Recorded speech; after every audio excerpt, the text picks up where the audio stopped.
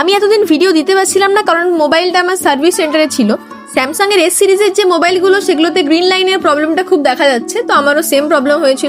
যাই হোক ফাইনালি ফোনটা আমি হাতে পেয়েছি আর ছুটি শেষ, তো ফিরতে হবে এবার। সারাদিন সুন্দর রোদ থাকলো, যেই বেরোবো তার ঠিক আগের মুহূর্ত থেকে ঝমঝমিয়ে বৃষ্টি শুরু। বৃষ্টি থামার কোনো নাম চিন্তা নেই। যাওয়ার ছিল আমার বাসেই, কিন্তু হঠাৎ করে পূর্ণেন্দু বললো যে গাড়ি করে যাওয়া হবে। তারও একটা কারণ আছে। এই যে গাড়িটা দেখতে পাচ্ছি এটা আমাদের গাড়িটা, আর একজন ড্রাইভার দাদা নিয়ে গেছিলো গাড়ি, আর সেই গাড়িটা যাই হোক কুকুর ঢুকেই কন্ডিশন, তো তাকে আবার সার্ভিস সেন্টারে নিয়ে যাওয়া হচ্ছে গাড়ি ঠিক করানোর জন্য। তারপর আমরা বেরিয়ে পড়লাম, আর ঝড় বৃষ্টি বজ্রপাত পৃথিবী ধ্বংস হয়ে যাক, প্লাবন চলে আসুক, যাই খুশি হয়ে যাক, ডিউটি তো যেতেই হবে। তো সবাইকার জামা কাপড় আমাদের ভিজে, আর ওই একটা ছাতাতে বাইকে যেতে যেতে কতটুকুই বা জল আটকায়। যাই হোক মাথাগুলো মোটামুটি একটু বেঁচে ছিল আমাদের।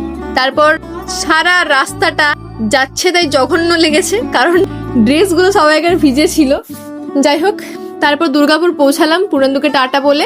দুর্গাপুর বাস স্ট্যান্ডে মানে স্টেশনের কাছে এখানে দেখছি যে বিশ্বকর্মা পুজোর প্যান্ডেল হয়েছে, আর বাসটা মোটামুটি ফাঁকা, কিন্তু একটু পরেই ভর্তি হয়ে যাবে। আর এই প্যাচ প্যাচে কাদা বৃষ্টি, কিন্তু তার মধ্যেও আমাকে একটু চা খেতে হবে।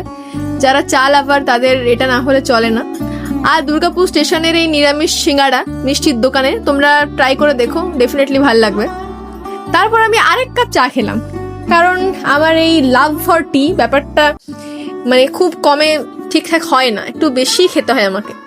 তো যাই হোক তারপর আরেক কাপ চা খেলাম, আর তারপরে বোলপুর যাবার বাসে চাপলাম। এই বাসটা হচ্ছে দুর্গাপুর থেকে লাস্ট বাস বোলপুর আসার ডাইরেক্ট, যেটা ভায়া পানাগড় যাওয়া যায়।